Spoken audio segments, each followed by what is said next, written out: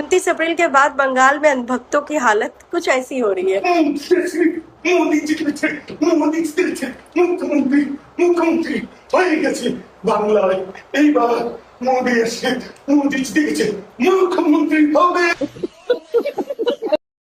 अगर देश के एक हिस्से में आग लगी हो,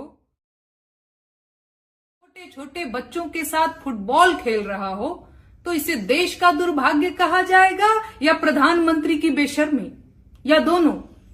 अगर किसी गरीब आदमी को अपनी मृत बहन के खाते से पैसे निकालने के लिए उसकी लाश कब्र से खोदकर बैंक तक ले जाना पड़े, तो उस देश को विश्व गुरु बने कितने साल हुए हैं?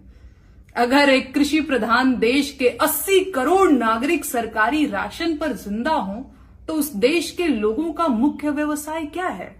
खेती करना, वोट बेचना या गर्व करना?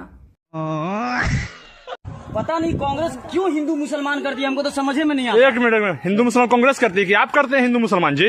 अरे मेरा पूरा जो बचपन ही मुसलमानों के बीच में गुजरा है जी, हम क्यों करेंगे? रमजान 35 दिन का होता है ना? 30 दिन का होता है। 30 दिन का? हाँ। जो भी हाँ। हम उनके घर जाके रोजा तोड़ते हैं। अच्छा। ईद जब आता है ना तो जाके सेवैया खाते हैं और बिस्मिल्लाह वहीं पे करते। मेरे घर खाना बनता ही नहीं है, चाहे रमजान हो चाहे ईद हो। अच्छा, मतलब तो खाना बनता है ना? आपके घर में कोई भी नहीं बनता है? न खाना बनता है। अच्छा ठीक है। अरे इस्लाम तो मेरे खून में, हम क्या कहें? और लोग कहते हैं कि ये हिंदू मुस्लिम करता है ये लोग। अच्छा, इस्लाम के बारे में बहुत नॉलेज है आपको? पूरा नॉलेज लेके बैठे हैं। कलमा सुनाइए।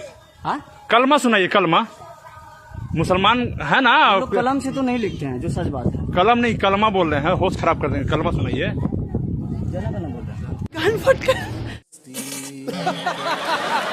नेताजी, आए दिन मणिपुर में हिंसा बढ़ते जा रहा है, अफरा तफरी का माहौल है, लोग इधर उधर भाग रहे हैं, लेकिन आप नेता लोग इस पे एकदम चुप्पी साधे हुए हैं। आखिर कब बोलेंगे आप लोग इस पे? मित्रों, मेरे भाई और बहनों, तुम मीडिया वाले हो? हाँ, मीडिया वाले हैं। अब तुम गोदी मीडिया हो गए। अब तुमको पता है क्या बोलना है? हाँ पता है। नेताजी ने जो झाल मुरही खाया था, आप लोगों को पता है कि उसमें कितना प्रोटीन था? दूध से ज्यादा प्रोटीन था उसमें।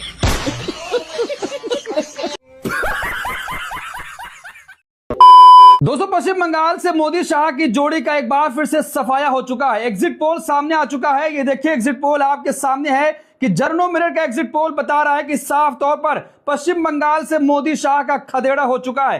टीएमसी को यहां पर 180 से 200 सीटें मिल रही हैं। भारतीय जनता पार्टी को 80 से 100 सीटों पर सिमटना पड़ेगा।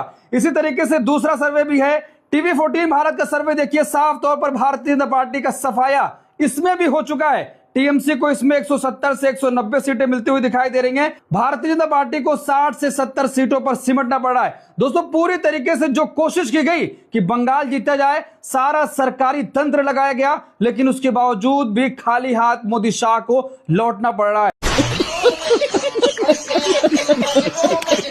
बीजेपी पार्टी बस एक गुंडों की, बस धर्म के नाम पर वोट लेना जानते हैं। मैम, अगर आपको बीजेपी ज्वाइन करने का मौका मिले तो क्या आप करेंगी? ऐसी कोई सी पार्टी नहीं बनी जो राघव चड्डा को खरीद सके। राघव चड्डा नाम है मेरा, राघव चड्डा।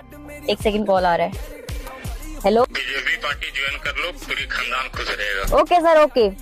मैम, आप आम आदमी पार्टी पर क्या बोलना चाहोगी? आम आदमी पार्टी? ये कौन सी पार्टी है? मैंने तो बीजेपी ज्वाइन कर ली।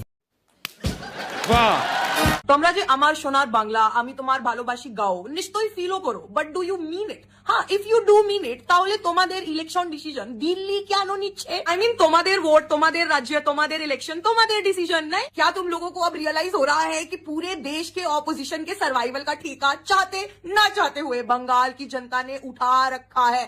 जानते हो ना? कारण এখন কিন্তু কেউ কেউ বেট করছে दैट यू वोंट नोटिस कि तुम धर्म, राजनीति, नफरत, हिंसा, जात पात में इतने उलझ जाओगे कि तुम नहीं, कि यू वोंट नोटिस कि তোমাদের वोट्स चोरी হচ্ছে তোমাদের বুথয় পৌঁছানোর आगे। आज वोट करते टाइम प्लीज सब याद रखना कि तुम्हारे राज्य के इलेक्शंस किस तरीके से मैनिपुलेट किए जा रहे थे। तुम्हारे राज्य के लाखों एलिजिबल वोटर्स को डिलीट कर दिया गया, उन्हें अपनी सिटीजनशिप प्रूफ करनी पड़ी। तुम्हारे राज्य में लोगों को आर्बिट्रली अरेस्ट किया जा रहा है, रातों रात लोगों को उनके घरों से उठाया जा रहा है, धमकाया जा रहा है। यहाँ पे इलेक्शन लिस्ट मैनिपुलेट हो रही है, इधर उधर से लोगों को लाके उनसे वोट डलवाए जा रहे हैं। ये सब तुम याद रखना।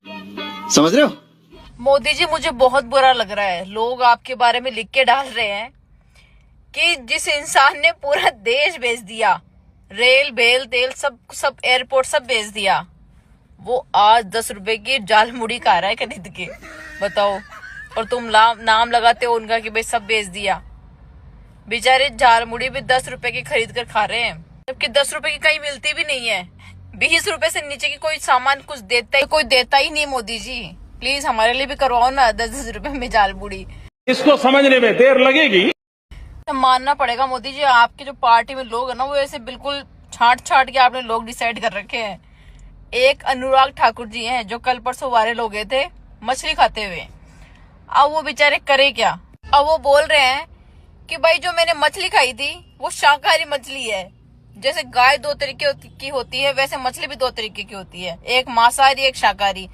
भाई हमने तो शाकाहारी मछली खाई थी, वो ये बोल रहे हैं। भाई मछली कैसे शाकाहारी हो गई मुझे ये समझ नहीं है। वो भी तो एक जानवर है ना, एक जीव है वो भी एक, उसको तुमने काट के खाया है तो वो भी तो मांसाहारी में आ गई ना, शाकाहारी कैसे हो गई वो?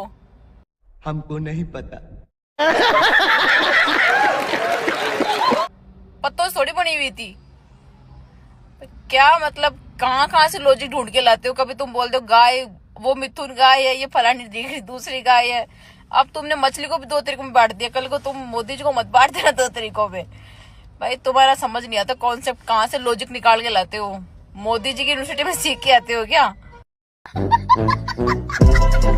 एग्जिट पोल्स भी आ गए और बीजेपी बंगाल में सरकार बनती हुई एग्जिट पोलों में दिख रही है। 146 से 161 सीट दिखाया जा रहा है एग्जिट पोल्स में। लगभग सारे एग्जिट पोल्स में बीजेपी की सरकार बनते दिख रही है, लेकिन मैं आपको गारंटी बताऊं कि 160 नहीं 200 से ऊपर जा रही है बीजेपी। मतलब मेरे बंगाल वासियों, अभी आप लोगों को भी 4 तारीख के बाद ऐसे इन्फ्लुएंसर अनपढ़ कहते नजर आएंगे। पहले बिहारियों की बहुत तारीफ करी जब तेजस्वी और लालू की सरकार थी, जैसे नीतीश की आई इस बार तो बिहारी को भी गाली देने लगे, अब बंगालियों को भी गाली देंगे।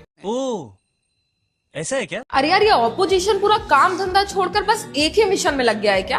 किसी तरह से बस ये साबित कर दो कि बंगाल में मोदी जी की लहर ही नहीं है, सब कुछ ड्रामा है। भाई इनको कोई बताओ जाके कि चुनाव चल रहे हैं, अगर इतनी मेहनत आप लोग चुनाव में कर लेते तो थोड़ी बहुत सीटें आ जाती, फिर ईवीएम हैकिंग वाला रोना नहीं रोना पड़ता। मतलब इतनी फ्रस्ट्रेशन क्यों है भाई? पीएम मोदी बंगाल क्या पहुंचे, हर मूवमेंट पे कंट्रोवर्सी किए जा रहे हो। आज सुबह मोदी जी हुगली नदी के किनारे गए, वहां के बोटमैन से मिले। सोचिए जिन्हें कोई तवज्जो नहीं देता, कोई नेता कभी देखा है आपने वहां पर जाकर बात करते हुए? वो बेचारे बोटमैन जो रोज सुबह उठकर मेहनत करते हैं, उन्हें कोई अप्रिशिएट नहीं करता। और अगर आज मोदी जी उनके पास जाकर बैठ गए, बात कर लिए, उनका हौसला बढ़ा दिए, तो इसमें प्रॉब्लम क्या हो गई? और इससे पहले कि आप सब लोग बोलो कि ये सब स्क्रिप्टेड था, वहां के बोटमैन खुद कह रहे हैं कि उन्हें पता ही नहीं था कि पीएम आने वाले हैं। अच्छा, अब देखो ये मैंने पहले बता दिया, फिर मत कहना कि ये प्री प्लान था। और सच बताना, रोज सुबह उठकर सबसे पहले यही चेक करते हो ना कि आज कौन सा नैरेटिव बनाना है? पहले रोड शो, फिर झालमुरी और अब ये। और तो और कुछ ब्रेनलेस ट्वीट्स भी मैंने पढ़ लिए। इलस्ट्रीशियस प्राइम मिनिस्टर, तो फिर बाकी लोग इसी चीज को फॉलो क्यों करने लग जाते हैं? अरे भाई करने दीजिए इलस्ट्रीशियस प्राइम मिनिस्टर को, जो वो कर रहे हैं उनका तरीका है। हर बात को मॉक करना तो जरूरी नहीं है। और एक और मैंने ट्वीट पढ़ा जिसमें वो बोलते हैं काम है या हॉलीडे, 18 घंटे काम करते थे तो ये क्या है? भाई पब्लिक कनेक्ट भी पॉलिटिक्स का हिस्सा होता है। मतलब लीडर ग्राउंड पर जाएगा तो भी प्रॉब्लम, नहीं जाएगा तो भी प्रॉब्लम। मतलब मैं रोज सोचती हूँ कि आज ये लोग कुछ नहीं करेंगे, मैं वीडियो नहीं बनाऊंगी, लेकिन फिर ये लोग कुछ ना कुछ शुरू कर देते हैं और मुझे आप लोगों के लिए वीडियो बनानी पड़ती है। कृपया करके इन्हें कोई जा करके समझाओ कि थोड़ी मेहनत चुनाव में भी कर लें, ऐसे नहीं मिलते हैं वोट। कोई सेंस है इस बात की? नहीं। अरे क्या वो कोमल क्या सोच रही है? अरे कुछ नहीं यार, मैं ऐसे सोच रही थी, लोग कहते हैं मेहनत करने से सपने पूरे होते हैं, तो सपने तो सोच के भी पूरे हो सकते हैं, उसके लिए मेहनत करने की क्या जरूरत है? अरे यार मुझे भी एक चीज समझ में नहीं आती, लोग सिर्फ सर की कसम क्यों खाते हैं, जबकि नाक, कान, किडनी, फेफड़े ये भी तो कीमती चीज है, इनकी क्यों नहीं खाते? यार मुझे भी एक बात समझ में नहीं आती, जब सब कुछ पहले से लिखा हुआ है तो हम मंदिर में जाके दुआ क्यों करते हैं? तो दोस्तों बंगाल की एग्जिट पोल को देखते हुए आप सभी को क्या लगता है कि बंगाल में किसकी जादू चलने वाली है, ममता दीदी की या मोदी जी का? तो आप लोग इस पे प्रतिक्रिया अपना जरूर देकर जाइएगा। तो फिर मिलते हैं किसी और दूसरे वीडियो में, तब तक के लिए आप लोग नई वीडियो का इंतजार करें, हम आप लोगों के लिए बहुत ही जल्द नई वीडियो लाएंगे। तो फिर मिलते हैं किसी और अगले वीडियो में, तब तक के लिए टाटा बाय बाय।